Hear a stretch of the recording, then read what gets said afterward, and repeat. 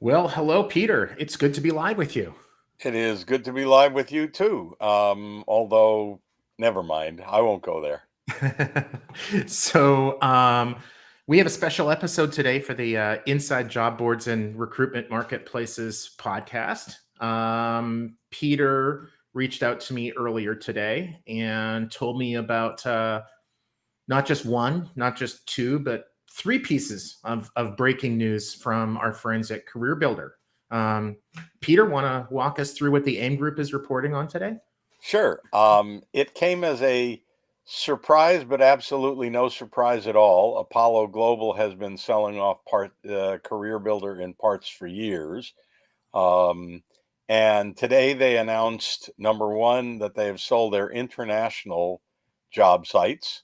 And I can get into more detail in a minute. Number two, they have not announced, but there are layoffs at Career Builder. We have seen somebody posted on LinkedIn said 60%. Somebody else posted, told us that that's wildly exaggerated and it's only in the hundreds. Oh, Either way, layoffs at Career Builder. And last but not least, the CEO who took over in 2001 is leaving as of Friday, and a VP, Jeff Furman, is taking over as CEO. There are not many parts left to be sold off. There's Broadbean in the UK, and there's Career Builder in the US slash nominally in Canada. okay. But it's pretty much gone. Apollo Global and the Ontario Teachers Pension Fund bought it in, wait, let's look up the date. They bought it in 2017 for about $490, $500 million. It had been anticipated a few months earlier that it would sell for $1 billion. Obviously, that didn't happen.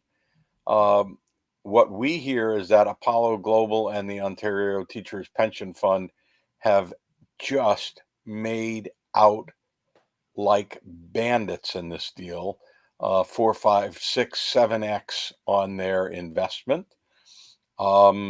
which strikes me as entirely believable. And there's not much left of Career Builder, frankly. It's a shame because it was a number one job board in the US for several years. My friend Rob Montgomery, who took over from Rob McGovern as CEO, told me at one point that he had a 2-word goal for Career Builder, which was beat Monster. And he did. And he beat Monster for several years. If that's the KPI and you accomplished it. He absolutely did. Revenue and in traffic and in all those other ways, he beat Monster. And then Gannett, convoluted, long story short, Yeah. Gannett took over, and Gannett, being a sagging, to be charitable, newspaper, not failing newspaper company, disastrous newspaper company, crappy newspaper company. Hmm. Let's be honest about it. Really crummy newspaper company, was just grabbing all the cash it possibly could from Career Builder, wouldn't invest, and as a result, Career Builder was sold for half of what it, probably 1/5 of what it was worth at one point, or maybe even less than that. Yeah. And since then, it's been sold for parts. They've sold off a whole bunch of their acquisitions. I can run through the list, but I'll shut up for a minute and let you talk about Career Builder from your perspective. Yeah. So, one thing to add, and then I have a couple of questions for you. I was told 5, 6 years ago, maybe even 7 now. I think it was roughly 2016, 2017. Um, by somebody who needs to go unnamed, but you and I both know this person. This person is in charge of acquisitions for a pretty major player that is in our space, and they had been approached by a Career Builder, and they went out and looked at it. The dollars were right, but when they did the under the hood analysis of the technology, the word that he described it as was crappy. And I don't know the details on that, whether that was like the job board component or all these various businesses that they had kind of tacked onto it. And some of them, I think even at that time, like TextKernel, they were in the process of selling off. But a couple questions for you. A minute ago, you had said that the CEO had been there since 2001. No, no, Did you, no. I'm sorry. was it? I think you Sue, said 2001. Sue Arthur was 2021. She took Okay. over, and Okay. before Yeah, her that's there was Irina Novoselsky, and Rob McGovern really was the guy who made the company what it was when Careerbuilder was great. I yeah. mean, And no two ways about that. yeah, and then the other question, and this is something that, you know, in AIM Group and your role at AIM Group, I think it's reflected in the recruitment intelligence report that is published on your site today. Um, was a mention of some of these business units that they had sold off, and you just mentioned Broadbean in the UK. So that's something that my memory on that is vague. Is Broadbean in the US different than Broadbean in the UK? Are they separate companies? No, Broadbean is based in the UK, but Okay. they are UK-based company, and they're both in the US and UK and perhaps other countries as well. Okay.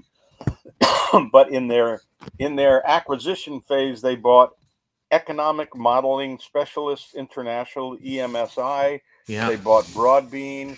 They bought Oracle, vendor of background screening software. They bought Workterra. From 2012 to 2016, and then in 2017, when it was sold, they started selling EMSI. They sold it in 2018. In 2019 they named a new CFO amid reports of executive turmoil and fears the company is trying to prep everything to chop up and sell. Well, that was not fears, that was accurate. Careerbuilder Employment Screening, CBES, formerly Oracle, was sold. Carriera.gr, they're the guys who bought the international businesses. The international businesses are doing 30 million euros a year in revenue. And apparently, my guess is that it sold for at least 1x revenue, probably closer to 2. That's strictly a guess. Don't have any accurate information. And they're great guys, Theo and two brothers who are the investors, and they'll probably turn them into very increasingly solid businesses. We are running close to out of time, so what else do you want to ask me real quick? The papers are hitting your microphone, I think, so hopefully sorry. people were able to hear that. The buyers of the international business, from reading the report today, it looked to me like they're the owners of the number 2 job board in Greece. Is that? They are the numbers. They are owners of Carriera.gr. I think it's number 1, but I'd have to reread our Okay. alert that we sent out to clients. And they are going to create Carriera Group with 30 offices, offices in 10 cities, more than 300 employees, and consolidated turnover approaching 30 million euros. Okay. This sounds to me, and just for my 2 cents worth, this sounds to me like a customer acquisition strategy, that they're not buying Careerbuilder for the brand, the office space, the technology, as much as they're buying it for the customers. They may use the brand, they likely will use the offices, but when I see stuff like this that's sort of on the clearance rack, and it's a relatively smaller company buying what was formerly a larger company, a lot of times I think the attraction there is customers. that they're going to instantly gain access to enterprise level customers all through Europe and beyond?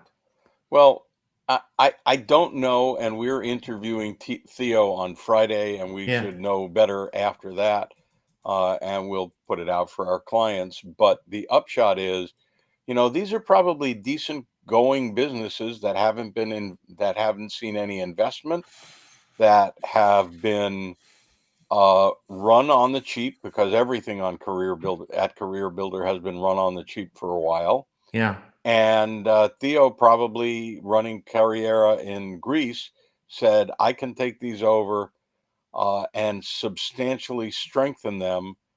Um, and I'm guessing that it was a very decent acquisition price. Yeah. And he'll probably make them much stronger and better than Careerbuilder, which has been sold off for parts. There are very few parts left to sell off.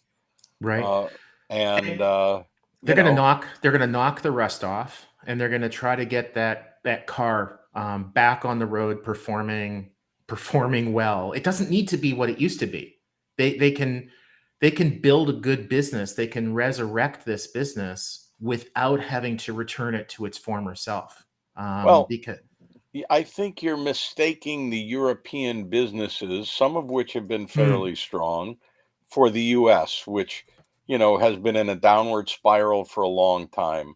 So the European businesses have been rocking along, and, mm, with 30 million euros in revenue, that's not huge. Certainly it's not on the order of LinkedIn or yeah, Indeed, but with 30 million euros in revenue, that's substantive, and yeah, my guess is it can be strengthened fairly quickly, fairly, I don't want to say easily, because yeah, nothing's ever easy, but with some good solid management, some investment, and somebody who's in Europe running the show with good experience, I think they'll probably have a much better business than they have had until now. great way of wrapping up. Peter, thank you so much. For those who want more information, subscribe to the AIM Group's recruitment intelligence report at Thanks. aimgroup.com. That's where I saw it in addition to our call today. And we will be back tomorrow, Thursday, May 18th, with our interview of Chris Russell about Google for Jobs. Thanks a lot, Peter. Thanks, sir. Take care. Bye bye.